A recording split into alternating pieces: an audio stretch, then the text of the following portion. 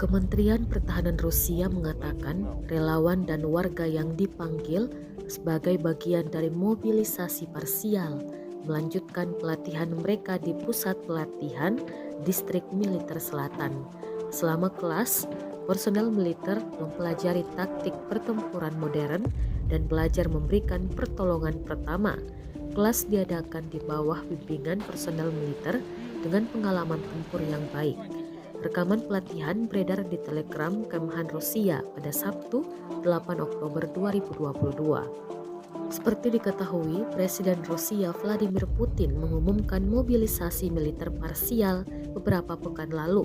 Disebut-sebut sekitar 300.000 orang akan dimobilisasi untuk dikirim ke perang Ukraina. Pengumuman ini menyebabkan protes anti-perang yang jarang terjadi di Rusia dan eksodus besar-besaran para pria usia militer.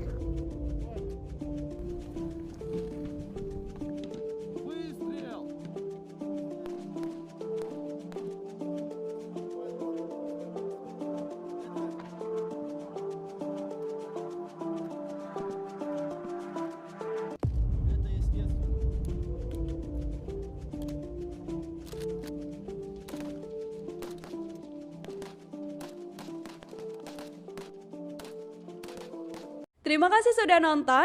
Jangan lupa like, subscribe, dan share ya.